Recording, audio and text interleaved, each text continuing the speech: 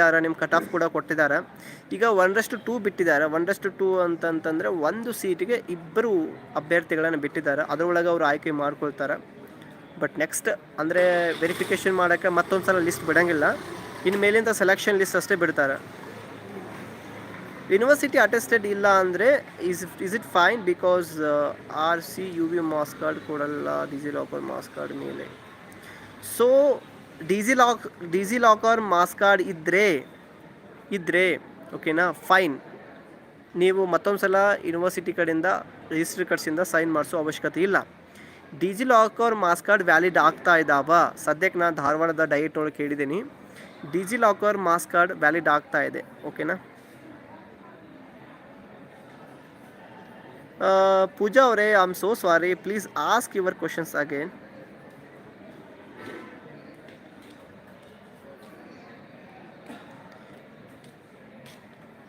TET ಜನವರಿಗೆ ಆಗಂಗಿಲ್ಲ, so ಲೇಟಾಗಿ ಆಗುತ್ತೆ.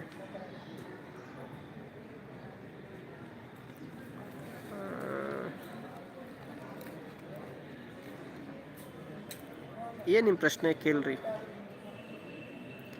ವಿರೂಪಾಶ್ ಅವರೇ, ಪ್ಲೀಸ್ ಆಸ್ಕ್ ಯುವರ್ ಕ್ವಶನ್ಸ್. ಪೂಜಾ, ನಿಮ್ಮ ಪ್ರಶ್ನೆ ಇನ್ನೊಂದು ಸಲ ಕೇಳ್ರಿ, ನಾನು ಉತ್ತರ ಮಾಡ್ತೀನಿ. ಕರೆಕ್ಟಾಗಿ ಕೇಳ್ರಿ.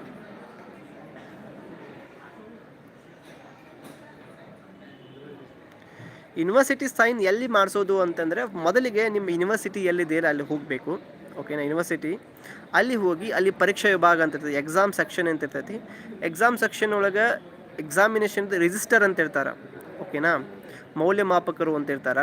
ಅದ್ರಿಗೆ ನಾವು ಅವ್ರ ಹತ್ರ ಹೋಗಿ ಮೌಲ್ಯಮಾಪಕರ ಹತ್ರ ರಿಜಿಸ್ಟರ್ ಕಟ್ಸಿಂದ ನಾವೇನು ಮಾಡಬೇಕು, ಅವ್ರ ಕಟ್ಸಿಂದ ನಮ್ಮ ಒಂದು ಪ್ರಿಂಟ್ ತೊಗೊಂಡು ಹೋಗಿರ್ತೀವಲ್ಲ ನಾವು UVCMSಯಿಂದ, ಆ ಪ್ರಿಂಟ್ 6 ಸೆಮಿಸ್ಟರ್ ಮಾಸ್ ಕಾರ್ಡಿಗೆ ಅವರು ಸೀಲ್ ಸೈನ್ ಮಾಡಿಸ್ಕೊಡ್ತಾರೆ.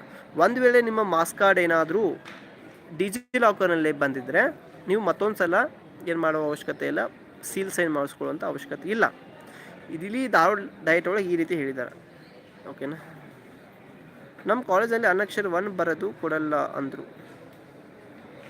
ಅನಕ್ಷರ 1 ಅಲ್ಯಾಕೆ ಬರೆಸ್ತೀರಿ ಕಾಲೇಜ್ ಒಳಗೆ ಪೂಜಾ ಅವರೇ? ಅದನ್ನು ನೀವೇ ಬರೀಬೇಕು. ಓಕೆನಾ. ಕಾಲೇಜ್ ಒಳಗೆ ಬರ್ಸೋಕೆ ಅವಶ್ಯಕತೆ ಏನಿಲ್ಲ, ಅದನ್ನು ನೀವೇ ಬರೀರಿ. ಯಾರು ಹೇಳಿದರು ನಿಮಗೆ ಕಾಲೇಜ್ ಒಳಗೆ ಬರ್ಕೊಡ್ತಾರಂತ? ಅಂದರೆ ಅದನ್ನು ಅನಕ್ಷರ 1 ಬರ್ಕೊಂಬಂದರೆ, ಸೊ ಇಲ್ಲಿ ಅವ್ರು ಏನು ಮಾಡ್ತಾರೆ, ನಿಮ್ಮ ಎಲ್ಲ ಡಾಕ್ಯುಮೆಂಟೇಷನ್ ವೆರಿಫಿಕೇಷನ್ ಮಾಡಿ ಅದಕ್ಕೆ ಅವರು ಸೀಲ್ ಸೈನ್ಗೇಷನ್ ಮಾಡಿಕೊಡ್ತಾರೆ, ಎಲ್ಲಿ ಡಯಟ್ ಒಳಗಡೆ. ಓಕೆನಾ. ಸೊ ಟೈಮಿಂಗ್ ಕೇಳ್ತಾ ಇದ್ದಾರೆ. ಟೈಮಿಂಗ್ ಇಲ್ಲಿ ಸ್ವಲ್ಪ ಇವತ್ತು ಸರ್ವರ್ ಬ್ಯುಸಿ ಆಗಿರೋದ್ರಿಂದ ಲೇಟಾಗಿ ಸ್ಟಾರ್ಟ್ ಆಗಿದೆ, 11 ಗಂಟೆಗೆ ಸ್ಟಾರ್ಟ್ ಆಗಿದೆ ಅಂತ. ಈಗ ಒಂದು ದಿನಕ್ಕೆ ಅವರು ಮಿನಿಮಮ್ ಅಂದರೆ 100 ಟೋಕನ್ ಕೊಡ್ತಾ ಇದ್ದಾರೆ. 100 ಟೋಕನ್ ಕೊಡ್ತಾ ಇದ್ದಾರೆ. ಸೊ ನೀವು ಬೇಗ ಬಂದರೆ ನಿಮಗೆ ಬೇಗ ಟೋಕನ್ ಸಿಗ್ತೈತಿ ಮತ್ತು ವೆರಿಫಿಕೇಷನ್ ಕೂಡ ಬೇಗ ಮುಗಿತೈತಿ. ನೀವು ಬೇಗ ಬರೋದು ಭಾಳ ಉತ್ತಮ ಅಂತ ಹೇಳ್ತೀನಿ ನಾನು.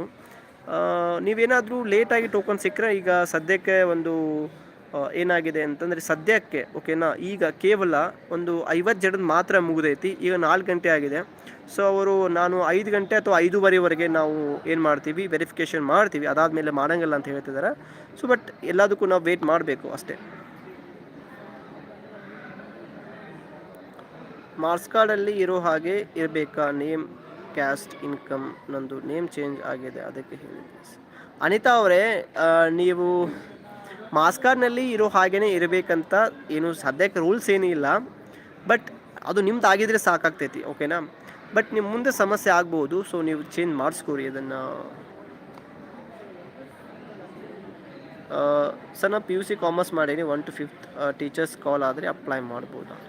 ಕಾಮರ್ಸ್ ಅವ್ರಿಗೆ ನಿಮ್ಮ DED ಆಗಿದೆನಾ? ಸೊ DED ಆದರೆ ನೀವು ಮಾಡ್ಬೋದು. ಇವನ್ ಪೇಪರ್ 1 ಕೂಡ ಆಗ್ಬೋದು. ಪೇಪರ್ 1 ಕ್ಲಿಯರ್ ಆಗಿರಬೇಕು, TET ಪೇಪರ್ 1.